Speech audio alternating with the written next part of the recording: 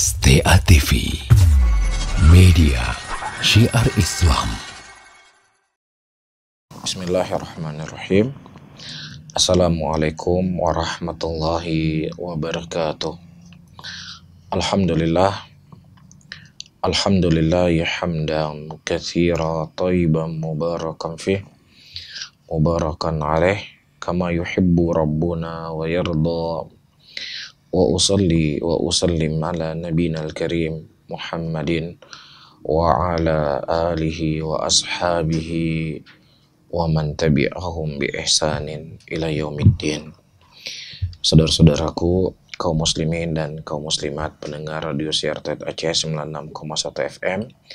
Alhamdulillah pada sore hari ini Allah Subhanahu wa taala kembali mempertemukan kita walaupun melalui suara ya, dan mudah-mudahan tidak mengurangi ya kekhusyuan kita, tidak mengurangi konsentrasi dan fokusnya kita untuk mendengar sedikit wejangan ya terkhusus tentang keseharian Nabi kita Muhammad sallallahu alaihi wasallam, yang mungkin telinga ini sudah cukup sering ya, bahkan hari ke hari, minggu ke minggu, bulan ke bulan, atau bahkan dari waktu ke waktu yang kita dengar adalah fulan, alan, fulana, alana, yang itu tidak memberikan manfaat untuk dunia dan akhirat kita.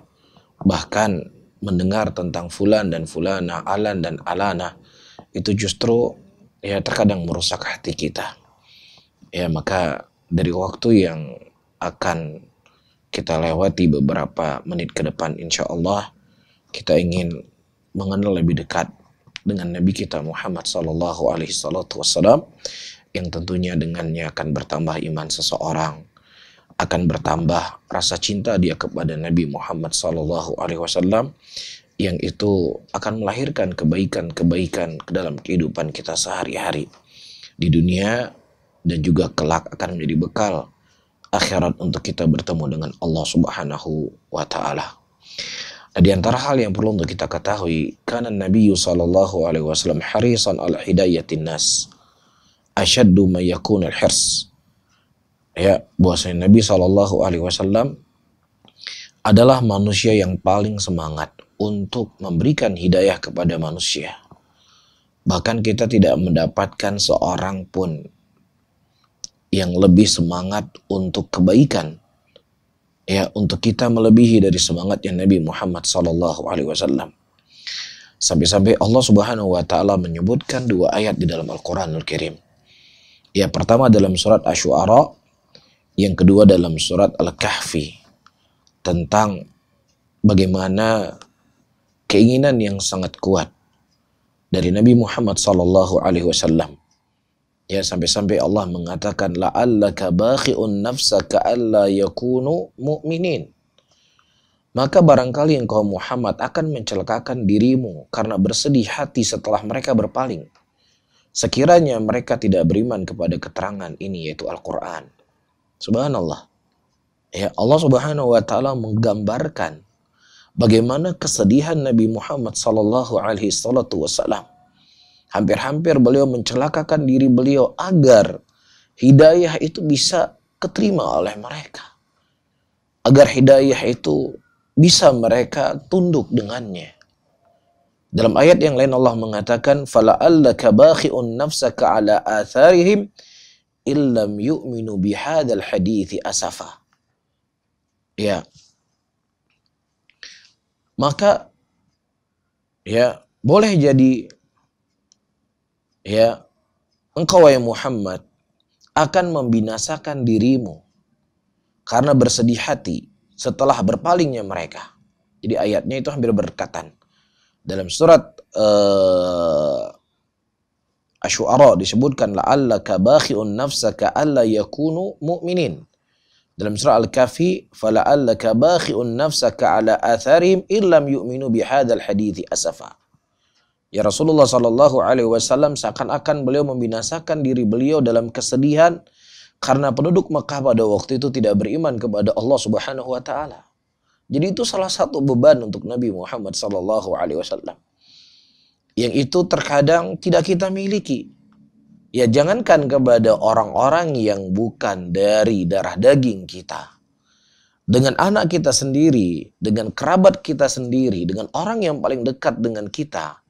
Terkadang ketika kita menyampaikan sesuatu kepada mereka dan kemudian mereka tidak menerima apa yang kita sampaikan, ya sudah terusan ente, nggak ada urusan saya lagi. Iya, terserah sama ente, mau masuk neraka kayak, mau diazab kayak, nggak ada urusan sama saya. Kemudian kita merasa cuek dengan kondisi dan keadaan tersebut. Tapi Nabi kita Muhammad sallallahu alaihi wasallam ketika beliau mengajak orang-orang Mekah, orang-orang Quraisy, apakah itu dari kerabat beliau ataukah bukan dari kerabat beliau? Ya, dan kemudian ada di antara mereka yang bukan dari kerabat Rasulullah tidak menerima dakwah ini disampaikan oleh Nabi. Maka Nabi Muhammad sallallahu alaihi wasallam beliau merasa sangat sakit. Beliau merasa sedih. Kenapa kesedihan itu tertanam pada hati Nabi Muhammad sallallahu alaihi wasallam? Karena ketika mereka tidak memeluk Islam, berarti mereka mati dalam keadaan kufur dan mereka akan kekal di neraka selama-lamanya. Namun sebaliknya ketika mereka menerima dakwah Nabi Muhammad sallallahu alaihi wasallam, itu akan menjadi jalan keselamatan untuk diri mereka. Ini membuat Nabi Muhammad sallallahu alaihi wasallam sedih, sakit. Ya, nah disebutkan oleh Al-Imam At-Tabari rahimahullah. Ya, maksud daripada firman Allah, fala'allaka bakhi'un nafsaka ala atharihim, atau ya la'allaka bakhi'un nafsaka alla yakunu mu'minin, ya fala'allaka Muhammad, ya Muhammadu qatilun nafsak. Ya seakan-akan engkau ya Muhammad, engkau telah menghancurkan dirimu sendiri. Engkau telah mencelakakan dirimu sendiri ala athari qaumika alladhina qalu laka. Ya dari pengaruh kaum engkau yang mereka telah berkata kepadamu, lan nu'mina laka hatta tafjara lana minal ardi yanbu'a. Ya ketika Nabi SAW mengajak kaumnya kepada Islam, mengajak kaumnya kepada tauhid, mereka berkata, kami tidak akan beriman dengan apa yang kau bawa. Kami tidak beriman kepada Al-Quran. Kami tidak beriman dengan agamamu, wahai Muhammad, sampai engkau datangkan kepada kami mata air dari bumi ini. Dan mereka berbicara seperti itu kepada Rasulullah Sallallahu Alaihi Wasallam adalah sebagai bentuk penentangan mereka dan penghinaan mereka kepada Allah Subhanahu Wa Taala. Yang kalau seandainya pun Rasulullah Sallallahu Alaihi Wasallam dengan mukjizat yang diberikan oleh Allah mengeluarkan air dari tanah tersebut, belum tentu juga mereka akan beriman. Tetapi itu sebagai bentuk celaan, sebagai bentuk perendahan kepada Nabi Muhammad sallallahu alaihi wasallam. Ya, dan inilah yang membuat sedih Nabi Muhammad sallallahu alaihi wasallam. Wa wajdan bi adbarihim anka wa iradihim amma ataitahum bihi wa tarakahum al-imanu bika. Ya, dan engkau mendapatkan mereka berpaling dari engkau dan mereka menentang dari apa yang kau bawa dan mereka meninggalkan untuk beriman kepada engkau. Ya, Rasulullah SAW hampir mencelakakan dirinya, bukan membunuh diri. Maksudnya kesedihan yang sangat dirasakan oleh Nabi SAW kepada umatnya. Ya, di sini teman-teman semuanya, sahabat pendengar Radio Siar Aceh, bukan kesedihan Nabi, wah pengikut saya sedikit, nanti saya nggak banyak yang bela, nanti saya nggak banyak yang tolong. Bukan itu yang dimaksudkan oleh Nabi. Bukan itu kesedihan Rasulullah SAW, tetapi kesedihan Nabi murni. Karena sayang dan cinta kepada mereka agar mereka tidak terjerumus kepada kekufuran. Tidak terjerumus kepada kekekalan dalam nerakanya Allah Subhanahu wa taala. Jadi para hadirin dan hadirat pendengar Radio Siar Aceh 96,1 FM. Ketika Allah Subhanahu wa taala, wa ma arsalnaka illa rahmatan lil alamin. Tidaklah kami mengutus engkau ya Muhammad kecuali sebagai rahmat bagi seluruh alam semesta. Inilah rahmatnya Nabi Muhammad sallallahu alaihi wasallam kepada manusia agar mereka meninggalkan kekufuran, meninggalkan kesyirikan, meninggalkan sesuatu yang disembah kepada selain Allah, yang kemudian mereka untuk menjadikan mukminin beribadah hanya kepada Allah Subhanahu wa taala. Ini hakikat daripada rahmat alaminnya Nabi Muhammad sallallahu alaihi wasallam, tidak sebagaimana yang difahami oleh orang-orang liberal atau difahami oleh orang-orang yang mereka menginginkan kejelekan kepada Islam, membawa ayat Al-Quran Dan kemudian menggambarkan Nabi kita Muhammad sallallahu alaihi salatu wasalam adalah manusia yang membawa rahmatan lil alamin, yaitu maksudnya menurut mereka melegalkan semua pemikiran, melegalkan semua keyakinan, melegalkan semua ajaran. Maka inilah bentuk kedustaan kepada Nabi Muhammad sallallahu alaihi salatu wasalam. Ya, terkadang mereka mencuplik-cuplik sebagian dalil, membawa dalil tersebut semaunya mereka. Siapa bilang Nabi sallallahu alaihi wasallam tidak ia memuliakan para pendeta? Bahkan Nabi memuliakan para pendeta, bahkan beliau mengambil ilmu dari pendeta.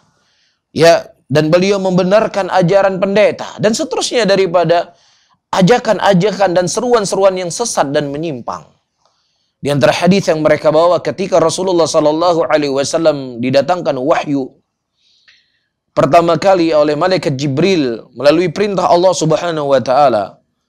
Kemudian Nabi sallallahu alaihi wasallam mendatangi Waraqah bin Naufal. Waraqah bin Naufal seorang pendeta Nasrani yang lurus pada waktu itu, ya, yang beliau adalah pamannya Khadijah radhiyallahu taala anha. Iya. Kemudian diceritakanlah kepada Waraqah bin Naufal tentang kondisi dan keadaan Nabi Muhammad sallallahu alaihi wasallam. Yang kemudian Waraqah bin Naufal berkata, "Hadza namus." Ini adalah Jibril. Yang kemudian beliau berkata, kalau seandainya nanti Muhammad sallallahu alaihi wasallam ini diutus oleh Allah Subhanahu wa taala, maka aku akan beriman kepadanya. Perhatikan. Mereka mengambil penggalan-penggalan hadis di mana Rasulullah sallallahu alaihi wasallam bentuk toleransinya melegalkan agama Nasrani, melegalkan pendeta dan mengambil ilmu dari pendeta. Sampai di sini mereka titik. Seharusnya mereka lanjutkan, ya, yang mana pendeta tersebut mengatakan kalau seandainya Nabi Muhammad nanti diutus oleh Allah, maka aku akan beriman kepadanya. Ini tidak diambil oleh mereka. Justru dalil yang kalian gunakan, ya, untuk melegalkan ajaran Nasrani, ya, itu pula dalil untuk membantah kalian seterusnya.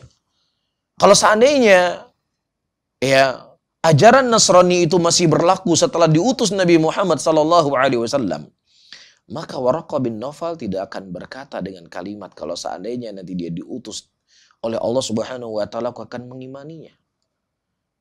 Taib, karena memang sebelum diutusnya Nabi Muhammad sallallahu alaihi wasallam sebagai rasul, ya, agama Nasrani adalah agama yang dilegalkan. Agama Nasrani adalah agama yang masih diridhoi oleh Allah Subhanahu wa taala.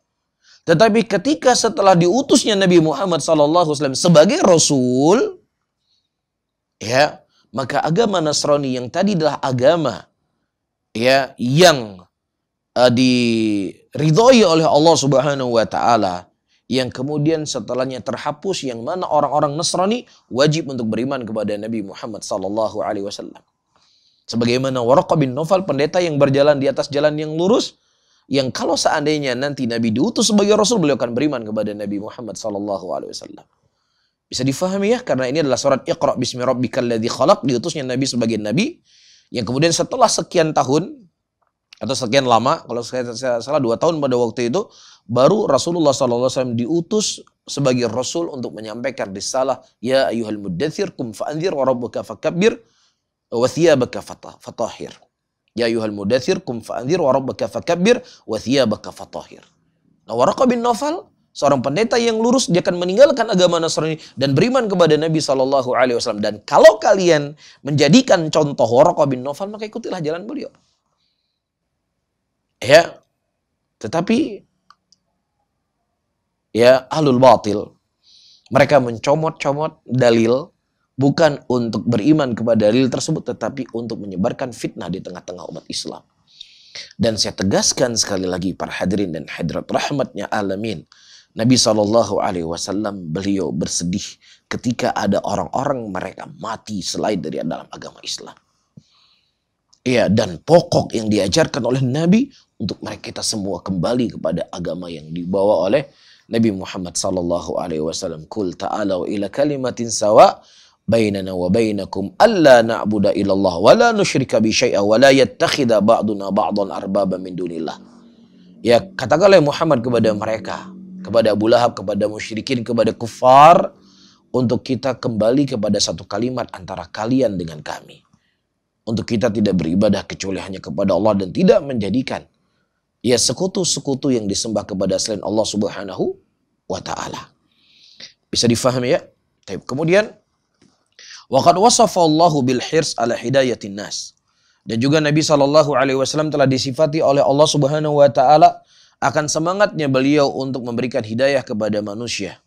Allah mengatakan dalam ayatnya, laqad ja'akum rasulun min anfusikum azizun alaihi ma'anittum harisun alaikum bil mu'minina raufur rahim.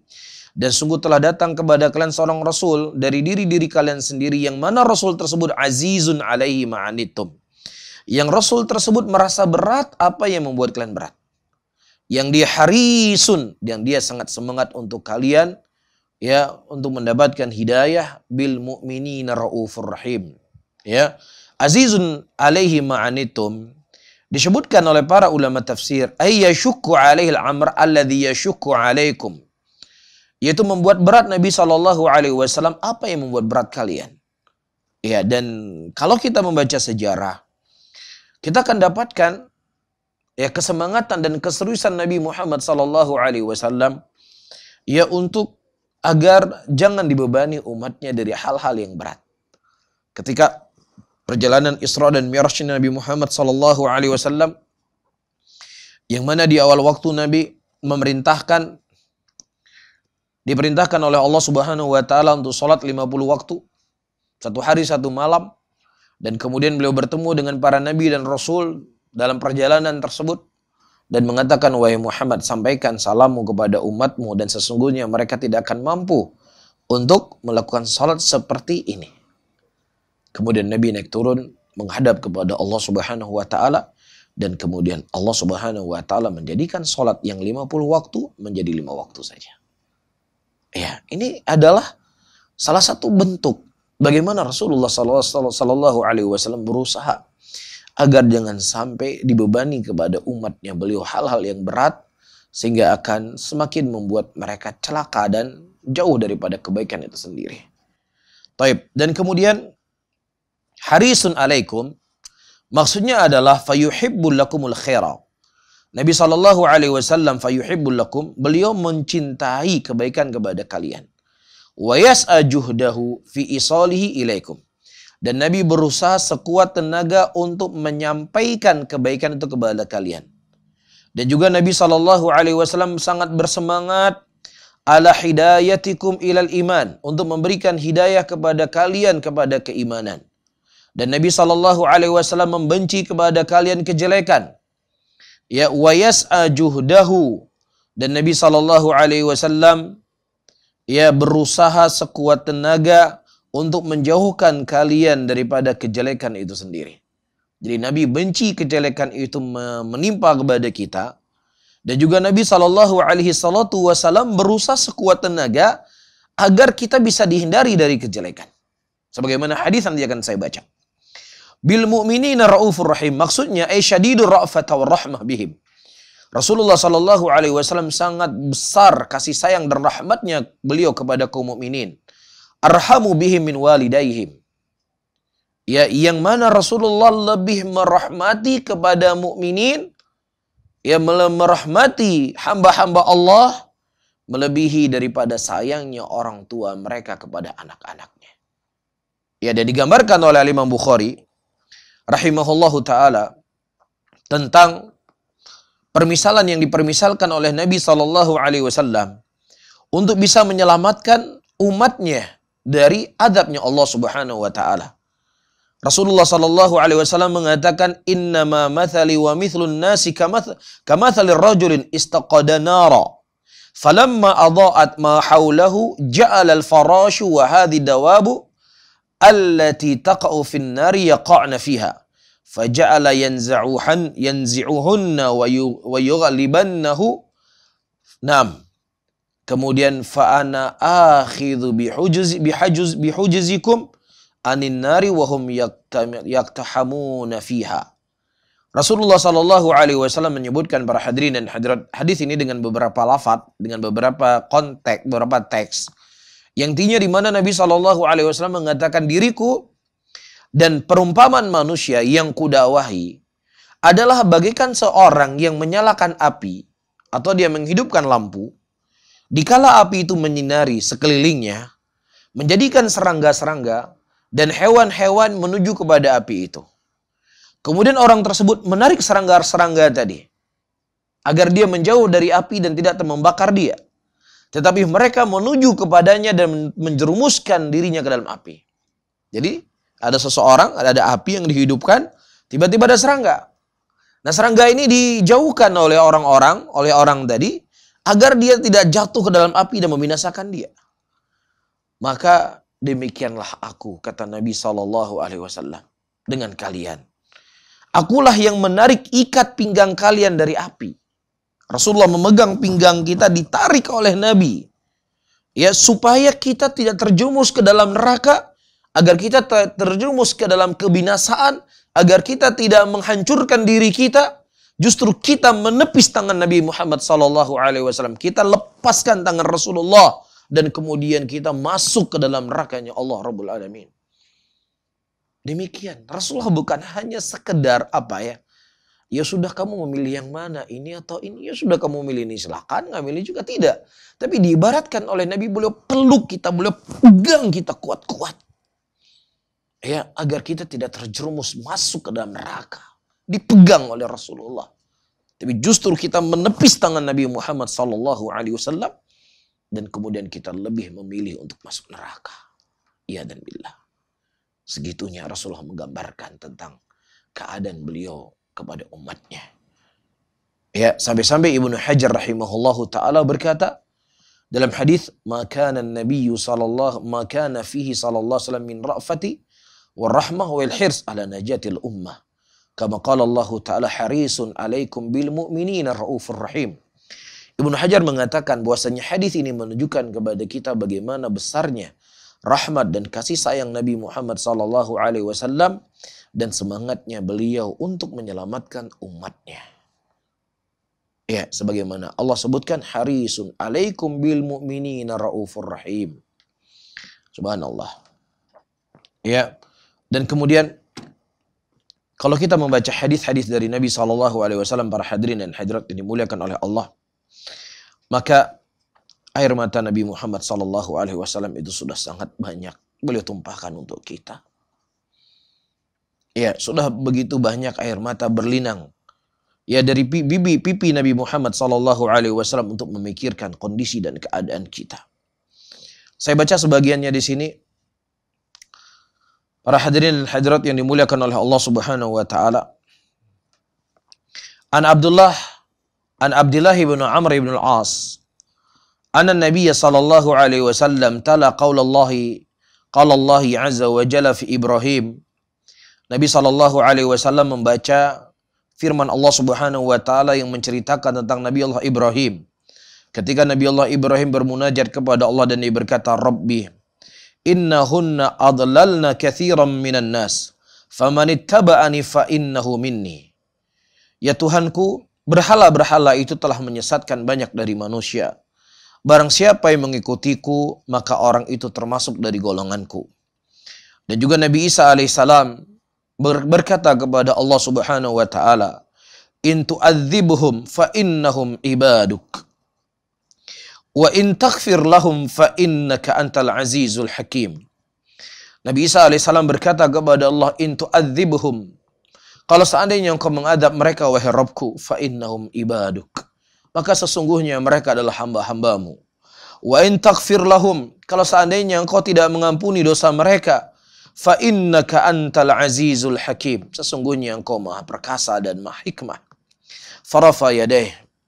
Kemudian Nabi SAW setelah membaca dua ayat ini tentang curhatan Nabi Allah Ibrahim, curhatan Nabi Isa alaihissalam kepada Allah Subhanahu wa taala kan kondisi umatnya.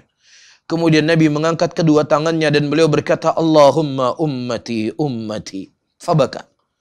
Nabi SAW berkata, "Wahai Allah, umatku umatku," dan kemudian beliau menangis.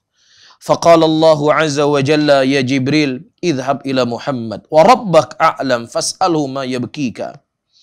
Kemudian Allah Subhanahu wa taala berkata kepada Jibril, dan kemudian Allah berkata, "Wahai Jibril, Pergilah engkau kepada Muhammad. Dalam keadaan Allah tahu apa yang ada dalam hati Rasulullah sallallahu alaihi wasallam. Tapi dari hikmah dan apa yang ingin Allah lakukan, Allah lakukan. Katakanlah kepada Muhammad, tanyakan kepadanya apa yang membuat dia menangis. Ya, fa'atahu Jibril fasa'alahu fa'akhbarahu Rasulullah sallallahu alaihi wasallam bima qala. Kemudian Jibril alaihissalam mendatangi Nabi Muhammad sallallahu alaihi wasallam dan beliau bertanya kepada Rasulullah.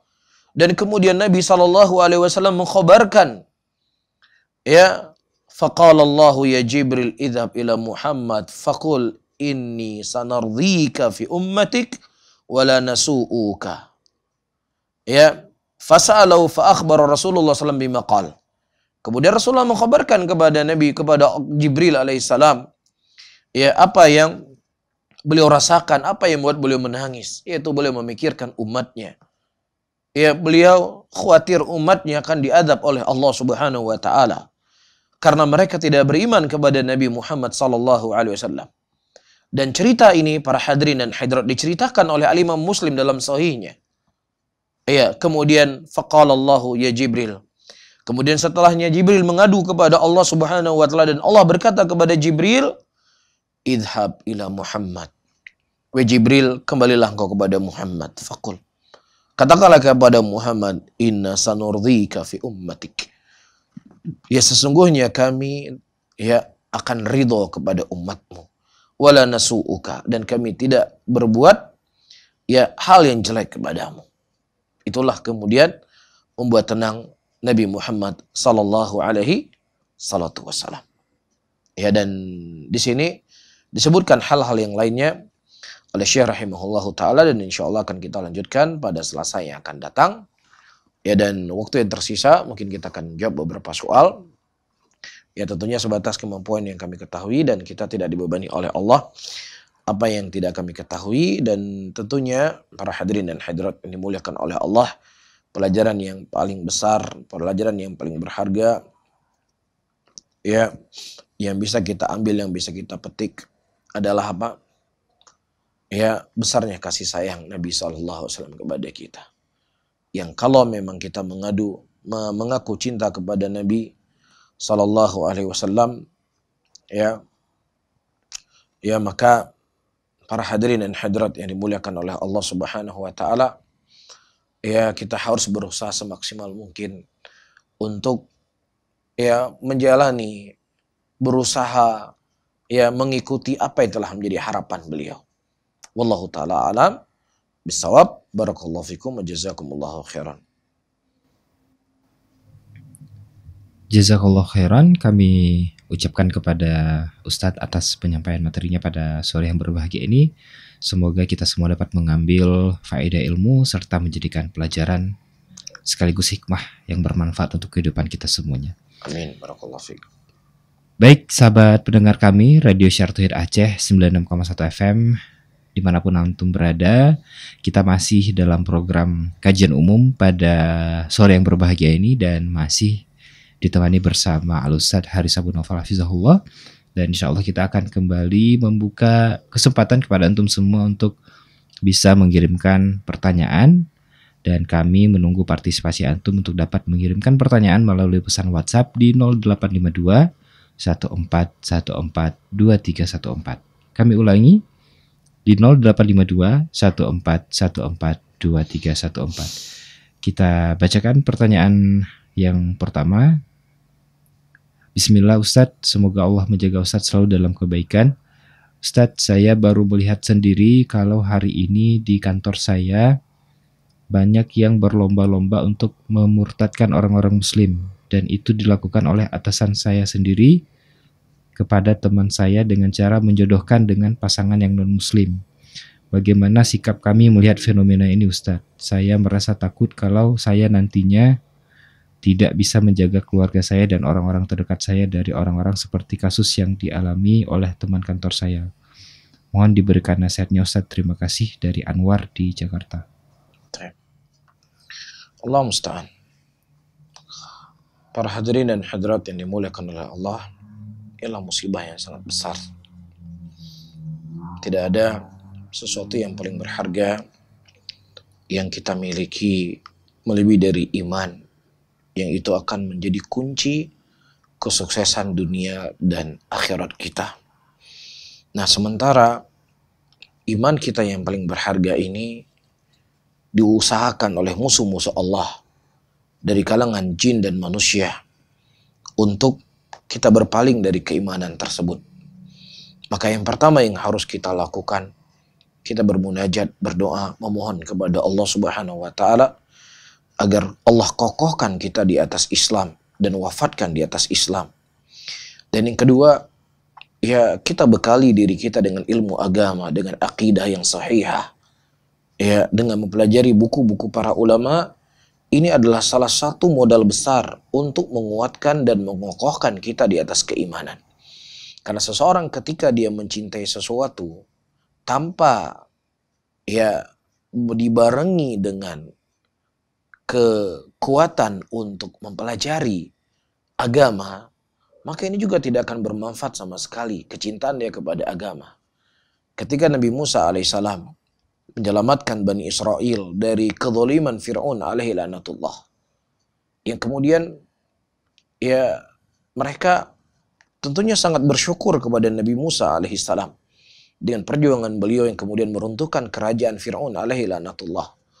Dan kemudian Nabi Musa alaihissalam meninggalkan kaumnya pada waktu itu ya selama 40 hari atau kurang atau lebih. Kemudian setelah kembalinya Nabi Musa alaihissalam kepada kaumnya, ada sebagian kaumnya dari kalangan Bani Israel yang pada waktu itu Samiri mendatangi anak sapi, yang kemudian mereka menyembah anak sapi tersebut. Ya, ini menunjukkan kepada kita apa? Menunjukkan kepada kita kesemangatan, kecintaan kepada sebuah kebaikan. Itu tidak akan menjadi abadi buat kita kalau seandainya tidak ada taufik dari Allah Subhanahu wa taala dan juga tidak ada usaha dari kita untuk mempelajari ya agama itu sendiri. Ya, kemudian yang ketiga, kita berusaha untuk menjauhi dari lingkungan-lingkungan yang jelek. Lingkungan-lingkungan yang akan menggiring dan menyeret kita dari agama Allah Subhanahu wa taala. Walaupun terkadang itu menjanjikan gaji yang banyak. Ya, namun apa faedahnya dengan gaji yang banyak tersebut tetapi terkorbankan iman kita yang akan menjadi kunci menuju surganya Allah Subhanahu wa taala. Ya, ini yang bisa kita lakukan pada diri kita. Ya, dan adapun ya kepada saudara kita dan sikap kita semaksimal mungkin ya kita menyebarkan kebaikan di tengah-tengah tempat kita bekerja. Ya, kita ingatkan teman kita nasihati teman kita. Ya, kalau memang seandainya itu ada usaha-usaha untuk memurtadkan muslimin yang kalau memang itu menyelisihi atau melanggar daripada aturan-aturan, mungkin bisa dilaporkan. Ya, ini punya acara-acara terselubung memurtadkan orang-orang dari Islam dan lain sebagainya. Ya, mungkin bisa dilaporkan dan lain sebagainya agar tidak dengan kekuasaannya tersebut dia berbuat semena-mena ya, dan kemudian membuat hal-hal yang melanggar dari aturan-aturan yang ada. Nah, itulah sebatas kemampuan yang bisa kita lakukan. Lebih dari itu kita tidak mampu.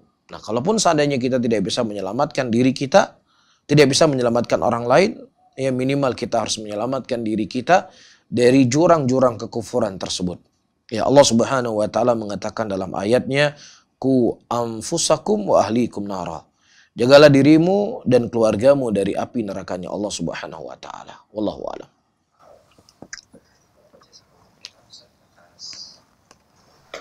Jazakallahu khairan Ustaz atas jawaban yang telah diberikan tadi. Dan kita juga masih membacakan pesan WhatsApp yang sudah masuk di 0852 14142314. Kita kembali membacakan. Assalamualaikum Ustadz, apakah berdosa jika kita membenarkan ucapan tokoh agama dari kaum non-muslimin dalam perkara agama? Dari Abu Sofyan di Banda Aceh. Membenarkan? Membenarkan ucapan tokoh agama dari kaum non-muslim dalam perkara agama. Taib, kalau seandainya yang dia ucapkan itu adalah kebenaran, al-haq, yang tidak bertentangan dengan asal dan usul agama kita, maka kebenaran itu diterima dari siapa saja. Sebagaimana datang riwayat-riwayat dari Nabi Muhammad sallallahu alaihi wasallam ketika orang-orang Yahudi mengkhabarkan bahwasannya langit dan bumi itu nanti akan ada pada genggaman Allah Subhanahu wa taala. Itu khabar yang datang dari Yahudi dan Nabi sallallahu alaihi wasallam tertawa dan membenarkan pada waktu itu. Dan juga datang seorang nenek-nenek Yahudi mengkhabarkan kepada Aisyah radhiyallahu taala anha bahwasanya akan ada yang namanya adab kubur. Yang kemudian Aisyah radhiyallahu taala anha sepengetahuan ilmu yang beliau ketahui, beliau tidak mendapatkan itu dari dalam Islam. Hanya saja adab kubur itu didapatkan orang-orang yang kufur kepada Allah. Tapi kemudian diceritakan kepada Nabi sallallahu alaihi wasallam dan kemudian Nabi membenarkan adanya adab kubur yang akan ada dalam kubur. Iya, ini juga informasinya dari nenek Yahudi, dari seorang nenek Yahudi, ya, dan juga hal-hal yang lainnya yang teriwayatkan dari Nabi Muhammad sallallahu alaihi wasallam. Maka dari kisah ini kita bisa mengambil sebuah kesimpulan bahwasannya ada perbedaan antara menerima kebenaran dengan menuntut kebenaran. Menerima kebenaran kita terima dari siapa saja datang kebenaran tersebut, walaupun dari orang yang paling kafir sekalipun. Ya misalnya orang kafir tersebut berkata, ya hai kamu orang Islam, kenapa kamu nggak sholat Jumat? Sholat Jumat wajib buat kamu. Nggak boleh kamu nggak sholat Jumat. Hai fulan Muslim, kamu kenapa nggak berpuasa? Wajib kamu berpuasa. Allah perintahkan kamu berpuasa. Tuhanmu merintahkan kamu berpuasa. Nabi kamu wajibkan kamu berpuasa. Kalau kamu nggak berpuasa, kamu masuk neraka. Ini informasi yang datang dari tokoh-tokoh agama kekafiran. Boleh nggak kita percaya? Boleh kita percaya karena ada asal dari usul agama kita. Menerima kebenaran, namun bukan berarti, oh kalau begitu boleh dong kita pergi ke gereja, ya duduk dengan tokoh-tokoh agama, kita belajar agama dengan mereka, kita nuntut ilmu sama mereka, mana yang baik kita ambil, mana yang nggak baik kita ambil. Oh ini nggak benar. Ya karena di situ dibedakan antara menerima kebenaran yang datang tiba-tiba dengan kita datang kepada mereka, belajar dengan mereka, mencari kebenaran dari mereka. Ini tidak dibenarkan. Iya, karena Rasulullah Sallallahu Alaihi Wasallam konteks yang kita sebutkan tadi, datang orang Yahudi mengkhabarkan kepada Aisyah, datang Yahudi mengkhabarkan kepada Nabi. Nabi tidak mendatangi mereka, ya atau Aisyah mendatangi majelis mereka, mendengar dari mereka, tidak. Tapi ketika datang itu khabar bahwasanya demikian, maka kita harus terima dari siapapun. Ya, menerima kebenaran, bukan menuntut kebenaran. Karena menuntut al-haq, menuntut ilmu hanya kepada alul haq saja. Barakallahu fikum. Baik, jazakallah khairan Ustaz. Kembali kita bacakan pertanyaan terakhir, insyaallah. Assalamualaikum, semoga Allah menjaga kita semua. Ustaz izin bertanya, apakah dibenarkan ucapan kita ke saudara kita yang non-muslim dengan ucapan kapan lojin? Maksudnya mengajak mereka ke dalam agama Islam. Tapi pertama, non-muslim, kalau dia bukan dari kerabat kita, ya maka dia bukan saudara kita. Ya, mereka bukan saudara kita. Allah Subhanahu wa taala menyebutkan dalam Al-Qur'an ketika mensifati saudara-saudara kita adalah orang yang menegakkan sholat, orang yang menunaikan zakat, berpuasa, fa ikhwanukum fiddin. Mereka adalah saudara kamu seagama.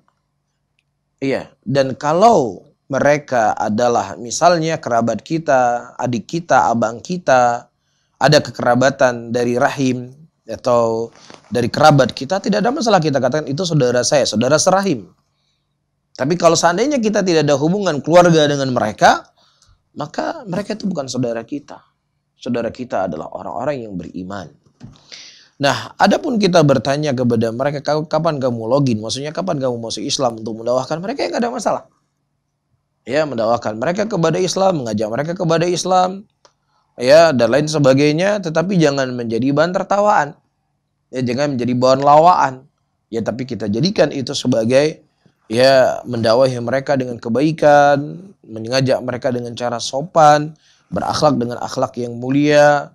Ya, kita perkuatkan agama kita, karena kalau kita tidak menguatkan agama kita, yang kemudian kita harapkan dia masuk Islam, bagaimana dia akan masuk Islam? Untuk apa saya masuk Islam? Kamu aja nggak berpegang di atas agamamu. Kamu saja nggak komitmen sama agamamu. Gimana kamu ngajak saya untuk masuk Islam? Ya, maka hal-hal yang seperti ini, para hadirin dan hadirat yang dimuliakan oleh Allah, kita jadikan sebagai ladang untuk mengajak orang-orang di luar Islam untuk masuk ke dalam Islam, ya dengan cara kita berpegang di atas Islam itu sendiri, ya mudah-mudahan menjadi sebab hidayah buat mereka. Barakallahu fikum.